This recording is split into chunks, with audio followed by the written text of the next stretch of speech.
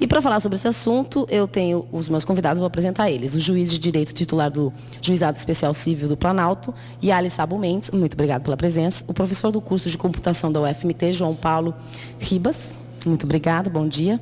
O bacharel em Direito, Fabiano Rabaneda, muito obrigada pela presença. Mas antes da gente começar, eu conversei com alguns jovens sobre invasão de privacidade na internet e suas consequências. Veja. Pois é, nós não conseguimos viver sem internet. Mas como conviver com esses crimes? E o que seria um crime? Por favor, Fabiano. Primeiro, bom dia. Bom dia. É uma satisfação estar aqui no seu programa. Crime é quando você viola o direito de uma pessoa e ele está previsto dentro da legislação. Então, o que acontece? Quando nós falamos em crime de internet, nós estamos dizendo de um fato criminoso que utiliza a ferramenta da internet para a sua execução. Tá? Então, o bandido, a pessoa que vai fazer a ofensa, ele utiliza-se do meio da internet como se utiliza de uma arma, como se utiliza uma corda, por exemplo, né? Então, esta ferramenta, que ela é caracterizada como crime da internet. Quais são os mais comuns? Nós poderíamos citar principalmente o estelionato, no caso dos bancos, a calúnia, a difamação e a injúria. Que foram mais ou menos os que foram citados na conversa. Você pegar o uso indevido da imagem, você pegar uma imagem de uma pessoa sem a autorização dela e estar publicando essa imagem em outros sites, né? Nós temos a invasão de privacidade. Então, a internet é uma ferramenta nova e os criminosos são muito criativos. Então, a cada dia, novos crimes, novas metodologias são inventadas. Vamos falar primeiro com o juiz. Informações do seu cartão de crédito, senhas bancárias, né? Ou coisas até piores.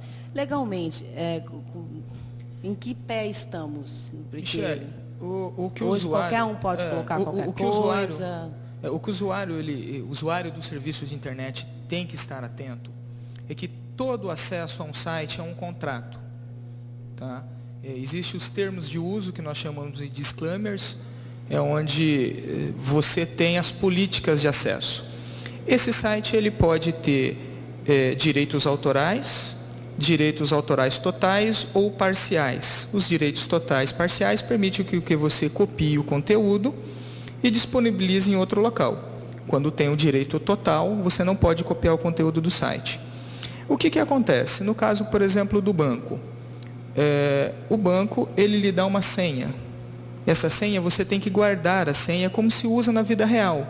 Nós não deixamos a nossa senha à mercê dentro da carteira. Com a internet é a mesma coisa. Temos que ter em mente que estamos dentro de um sistema que coloca a nossa casa exposta para a rua. Então, o usuário do serviço de internet, quem está navegando, quem está utilizando o Orkut, tem que pensar que aquela foto, aquela mensagem vai ser vista por milhões de pessoas. A internet, ela consegue ser intercontinental. Então, uma pessoa que está nos Estados Unidos, uma pessoa que está na Europa, uma pessoa que está no Kuwait, tem acesso àquela informação. E ela pode fazer o que ela quer. Ela pode difamar, e o pior é que vai mudando. Porque agora, esses dias, eu recebi, agora você pode bloquear que fulano de tal, ou ciclano, ou quem não é seu amigo, não pode ver tal mensagem, só as mensagens. Mas aí já vem, amiga, não tem problema, você entra em tal outro site que já tem uma outra pessoa muito inteligente que já burlou isso também. Quer dizer, não tem mais, é muito rápido o avanço, assim, as pessoas elas criam e descriam e vai embora. Mas a preocupação não deu para passar, acabou cortando a matéria, mas a preocupação do que é veiculado e dentro da nossa casa, aquilo que a gente estava conversando anteriormente também. Cheguei hoje de manhã, a gente estava até assistindo a Record, lógico, nunca vou trair a Record, estava assistindo, e estava passando uma matéria, inclusive esses 2 dias atrás também, veicularam uma menina desmaiada no chão, não sei se todo mundo sabe da história, Santa Catarina, violentaram a menina, colocaram... Bom, eles fizeram prova contra eles mesmos, enfim, não vou nem entrar no mérito. Quer dizer, divulgaram. Como que fica essa situação? Como é que você colhe esse material? Nesse caso é mais fácil, porque dá para se identificar e tal. Mas quando você é agredido dessa forma, porque no caso dela, ela estava inconsciente, o dela é mais fácil, mas uma outra situação, como que você consegue provar que você foi difamado, que acontece esse tipo de coisa? O foco principal realmente da prova ela é muito importante para poder provar o dano. Precisa existir um nexo, que nós chamamos de nexo de causalidade, que é entre a conduta e o resultado, tá? Então, o que acontece? Eu recomendo, sempre que o usuário utilize dentro desses serviços, nós temos meios que você copia a tela, a gente chama o print screen da tela, né? Você copia essa tela, você dá no teclado do computador, tem uma teclinha chamada PRTSR, você aperta. Quando você aperta, tudo que está na tela é copiado para a memória. Aí você abre o seu computador e cola. Pode se chamar um técnico de informática também, ou procurar o seu advogado, né?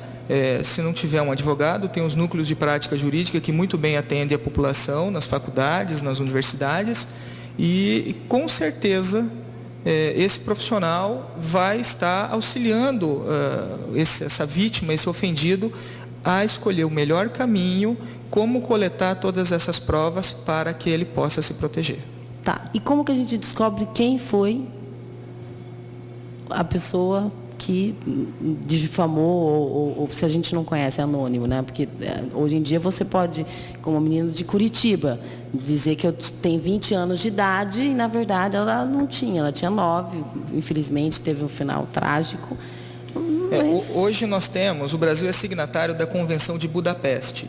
Essa convenção diz o seguinte, que todo provedor tem que guardar por um período de 90 dias o número IP, que o meu colega aqui vai explicar daqui a pouquinho o que é.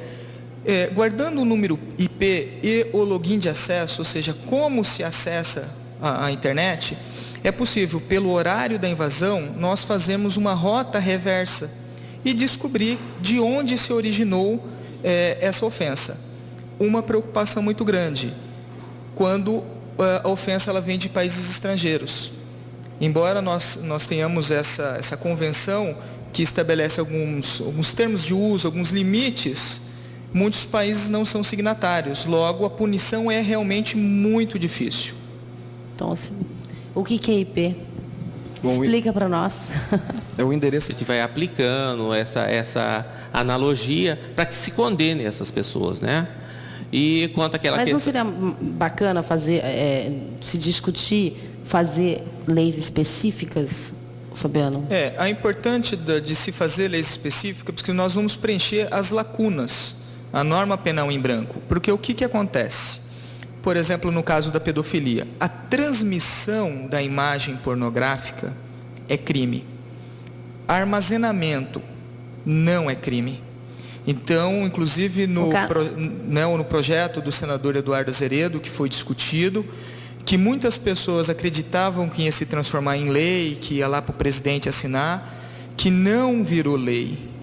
O processo legislativo nosso tem que votar nas duas casas, na Câmara e no Senado. O que aconteceu com esse projeto? Ele saiu da Câmara dos Deputados, lá em Brasília, foi para o Senado. No Senado houve um substitutivo, ou seja, alterou esse projeto. Ele volta para a Câmara para aprovação. Só que nesse vai e vem, a internet já mudou rapidamente. E o crime fica impune. Então nós temos casos graves de pessoas que são encontradas com as imagens armazenadas, é feita uma perícia em cima disso, porém, se não provar que ela transmitiu essa imagem, nós não temos como punir essa pessoa, que a gente não pode nem chamar de bandido, porque se não é crime, né, ele é inocente, então é um cidadão comum. Uma filtrada, assim, né? Filtrado naquilo que pode e não pode. Fabiano? Michele, eu gostaria de deixar um recado para os telespectadores, para os seus ouvintes, que a internet é um mundo muito novo, é maravilhoso. As pessoas talvez aqui olhando, falam, puxa, não vou deixar meu filho acessar a internet, vou desconectar o meu computador agora da rede, não é verdade? Com tanta coisa que nós falamos. Mas a preocupação realmente é de alertar, é tentar mostrar para o usuário que é perigoso, que ele deve se atentar sempre, mas não deixar de utilizar a ferramenta. Nós precisamos utilizar com cautela, com parcimônia, né? E saber que nós temos uma excelente fonte de pesquisa, uma excelente fonte de troca de informações, de conhecimento, de relacionamento. Cautela, né? Os pais cuidar um pouco mais dos seus filhos, estar ciente do que está se fazendo, como você também acompanha ele na escola, no dia a dia. É só isso que eu deixo como recado. Queria divulgar uma